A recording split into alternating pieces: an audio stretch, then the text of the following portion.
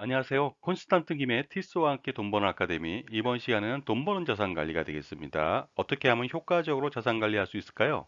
그리고 금융거래와 컨설팅을 통해서 손해를 보지 않는 방법은 무엇일까요? 여기에 대해서 알아보도록 하겠습니다.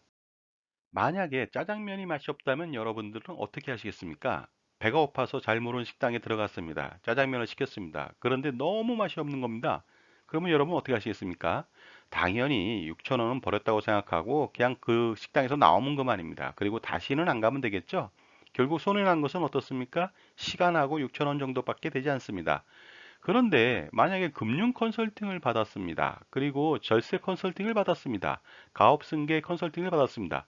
그런데 손해가 1억 원, 10억 원이 됐습니다. 그러면 어떻게 하시겠습니까? 다시는 거래하지 않겠다고요? 절대 그럴 수 없죠. 왜냐하면 이미 손해가 엄청났기 때문입니다. 예전에 제가 고객분한테 이렇게 말씀드렸던 기억이 납니다. 제가 관상학을 5년간 더 배워서 사장님의 관상과 운세를 봐드리겠습니다 하고 했더니만 그 사장님이 하시는 말씀이 그때 내 나이 70이 넘었을 텐데 무슨 관상과 운세를 보느냐 다 필요 없다 하고 말씀을 하시는데요. 70이 아니라 80이 되더라도 관상과 운세를 반드시 봐야 됩니다. 왜냐하면 나중에 말년에 잘못된 자산 관리로 폐가 망신할 수도 있기 때문에 그렇습니다. 대표적인 사례로 십수년 전에 키코 사태로 잘 나가던 수출업자가 망하는 것도 많이 보시지 않았습니까? 바로 믿었던 주거래 은행으로부터의 배신이 아닌가 이런 생각이 들 정도로 엄청난 타격을 입었을 겁니다. 만약에 젊어서 실패를 한다. 어떨까요? 젊어서 실패하면요. 만회할 수 있는 시간이라도 있죠. 그런데 80이 됐습니다. 근데 실패했습니다. 잘못된 금융 컨설팅, 절세 컨설팅으로 엄청난 손해를 봤습니다. 과연 만회할 수 있는 시간이 있을까요? 금융과 세금에서 발생하는 손해는요, 먹는 것하고는 차원이 다릅니다. 먹는 것이야 뭐 만 원, 2만 원 정도 손해 볼 수도 있겠죠. 그러나 금융과 세금은요, 잘못되면 수억 원, 수십억 원 이상 손실 날 가능성이 아주 농후합니다. 그래서 잘못된 금융 설계로 수억 원을 손해 보기도 하고요. 잘못된 컨설팅으로 수십억 원을 손해 보기도 합니다. 언제나 고객은 손해를 볼 수밖에 없는 리스크에 직면해 있습니다. 그것은 왜 그러냐면요. 금융기관과 정보의 비대칭 때문에 그렇습니다. 예전만 하더라도 금융기관은 굉장히 신뢰받는 기관이었습니다. 그러나 요 근래 많은 사태들이 일어났습니다. 그러다 보니까 불신이 많이 생겼는데요. 여러분은 아직도 금융기관을 믿고 계십니까? 그리고 금융기관이 여러분 편이라고 믿고 계십니까? 영국에서는요, 개인이나 법인이 금융거래를 할 때 절대로 금융기관을 직접 방문해서 직접 처리하지 않습니다. 그럼 어떻게 할까요? 반드시 IFA라고 하는 개인이나 법인한테 자문을 구하고 그 다음에 업무 대행을 합니다. IFA라고 하는 것은요, Independent Financial Advisor라고 해서요, 독립된 자산관리사이기 때문에 금융기관과의 이해관계가 없죠. 그러다 보니까 객관적이고 공정한 판단을 내릴 수가 있기 때문입니다. IFA를 선호하는 이유는요, 바로 가장 객관적일 수 있고요. 그 다음에 공정하며 금융기관에 대항해서 자기 편을 들어줄 수 있기 때문에 신뢰하는 것입니다. 결국 금융기관은 절대로 고객 편이 될 수 없다는 논리죠. 그래서 영국인들 중 80% 이상은요, 금융기관을 직접 방문하지 않고 IFA를 통해서 금융을 거래하고 컨설팅을 받습니다. 바로 금융기관과 직접 거래한다는 것 그 자체가 처음부터 금융과 절세 컨설팅에 실패했다고 믿는 것이죠. 가장 어리석은 일은 무엇일까요? 바로 이거 같습니다. 자신한테 금융을 판매한 사람한테 금융을 평가 분석시키는 것이 되겠습니다. 가장 어리석다고 보는데 왜 그럴까요? 제대로 된 평가와 분석을 과연 할 수 있을까요? 자신이 판매한 상품을 잘못되었다고 말할 수 있을까요? 절대 그렇지 못하죠. 따라서 이해관계가 전혀 없는 사람한테 하면 좋겠죠. 그래야만 객관적 평가와 분석을 할 수가 있습니다. 이렇게 현명한 선택을 처음부터 한다면요. 금융평가 분석하고 절세 컨설팅만 잘해도 수억 원 아니면 수십억 원을 벌 수 있습니다. 자, 그렇다면 대표적 손실 알아보도록 하겠습니다. 첫 번째는요. 상속세를 상속인들이 함께 비례로 내도록 만든다는 것이 되겠습니다. 예를 들어서 아버지가 돌아가셨습니다. 그랬더니 상속인은 어머니하고 자녀들이 있습니다. 그때 각각 상속재산을 받았는데 상속재산 받은 비율만큼 상속세를 각각 내게 만드는 것이죠. 별 문제 없어 보이죠. 하지만 이것은 굉장히 치명적인 손실이 발생합니다. 왜냐하면요. 어머니가 상속세 연대납세 의무로 어머니가 세금을 다 낼 수가 있습니다. 자녀들 목까지도요. 그렇게 된다면 나중에 어머니 재산이 줄어서 상속세 부담에서 헤어날 수가 있는데 어머니와 자녀들이 각각 내다 보니까 어머니 재산이 별로 안 줄죠. 그렇게 해서 어머니가 나중에 돌아가시면 상속세 부담이 눈덩이처럼 쌓인다는 것이죠. 여기서 엄청난 손실이 발생할 수가 있습니다. 자, 다음 사례입니다. 부모님이 고령입니다. 그런데 고령인 부모님이 자녀한테만 증여하도록 만든다는 것이죠. 이럴 경우 문제점이 두 가지가 있습니다. 왜냐하면요, 증여한 이후에 10년 안에 사망하면은요, 증여재산은 다시 상속재산에 합산됩니다. 그리고 더 중요한 것은요, 그 수증자가 몇 명 안 되는데 그 사람들한테 집중해서 증여하면 증여세 부담이 눈덩이처럼 불어납니다.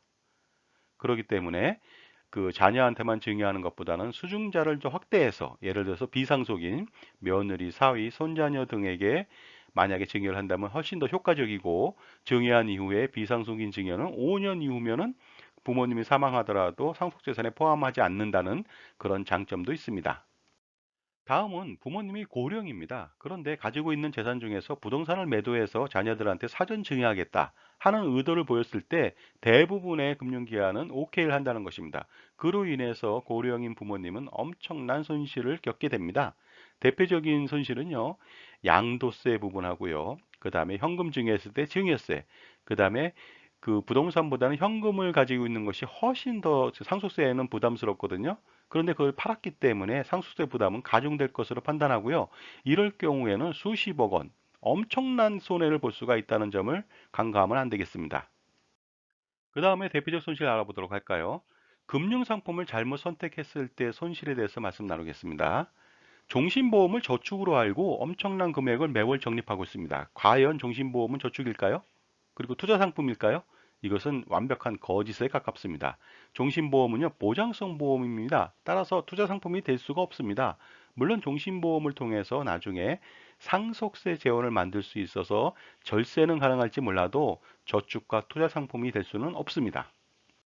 자, 그 다음 알아보도록 하겠습니다. 법인 대표에게 사망보험금을 고액으로 주는 상품을 가입시켰습니다. 그리고 나서 혹시라도 사망을 하게 된다면은 보험금을 비과세로 받을 수가 있다. 그 다음에 그 보험금은 결국 소득세도 비과세, 그 다음에 상속세도 비과세가 될 수 있다고 얘기들 합니다. 과연 그럴까요? 그렇지 않을 수 있습니다. 법인 대표는요, 근로자가 아닙니다. 근로자라면 당연히 그것이 비과세가 될 수가 있지만요, 법인 대표는 근로자가 아니라고 평가하고 있습니다. 따라서 비과세는 불가할 수도 있습니다. 굉장히 큰 리스크죠.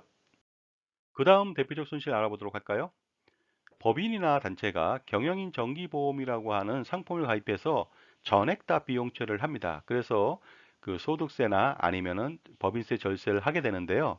이 부분은 굉장히 큰 리스크가 도사리고 있습니다. 그것은 뭐냐면요, 실질과세 원칙하고 업무 간 과다 비용 송금 불산입에 처할 수가 있기 때문에 굉장히 위험합니다. 다음은 일반적 손실 내용이 되겠습니다. 보험을 가입할 때 중복 가입하는 경우도 많이 있습니다. 이런 경우에 문제가 되거든요. 중복 가입을 하더라도 중복 보장을 해주지는 않습니다. 실손보험 같은 경우가 그렇죠. 그 다음에 너무 과다하게 가입하는 경우도 있습니다. 연금저축은 매달 34만 원 정도만 내서 1년에 400만 원만 세액공제 받으면 됩니다. 그런데 매월 100만 원을 냅니다. 이랬을 땐 그 세금적으로 손실이 발생합니다. 골프 보험을 가입해놓고 월 100만 원씩 가입합니다. 이것도 문제가 되죠. 왜냐하면 그 골프 보험은 3만 원, 5만 원이면 됩니다. 그리고 나머지 90만 원 이상은 투자를 해야 되겠죠. 자, 다음은 무의미하게 연금을 가입한 사례가 되겠습니다. 무배당 공시율형 연금보험을 가입하는 경우가 있는데요. 이게 어떤 문제가 있냐면요. 가입자는 8년, 9년, 10년에 대한 원금이 나옵니다. 이에 반해서 그 보험사는요. 무배당이기 때문에 그 돈을 굴려서 경영성과가 나더라도 고객한테는 돌려주지 않습니다. 결국 뭐냐면 고객보다는 보험사의 배를 불려주는 상품이 됩니다. 따라서 실적배당형, 변액연금이나 이런 것을 통해서 고객한테 수익을 환원시켜주는 그런 상품이 훨씬 더 유리하다고 볼 수가 있습니다. 자, 자산관리 컨설팅은요, 반드시 자신을 보좌해 줄 수 있는 사람, 그 사람이 자신의 분신이 되어야 됩니다. 그 사람의 자격은 어떠냐? 객관적 판단할 수 있는 능력이 있어야 되고요. 공정한 평가를 할 수 있는 능력이 있어야 됩니다. 그 다음에 풍부한 경험은 더 말할 나위도 없겠죠. 그 다음에 해박한 지식이 있어야 되겠죠. 그리고 무엇보다도 엄정한 윤리의식을 갖춘 그러한 IFA를 만나시기 바랍니다. 그래서 자산관리에서 가장 중요한 것은 무엇이냐? 바로 이것이죠. 바로 자신만의 또 자신만을 위한 자산관리사 CFP를 만나는 것이 되겠습니다. 이렇게 CFP를 만나는 이유는 단 한 가지입니다. 억울하게 손해보지 않고 당연한 이익을 취하기 위해서입니다. 자, 지금까지 금융 컨설팅과 절세 컨설팅에서 손해보지 않는 요령에 대해서 말씀 나눴습니다. 감사합니다.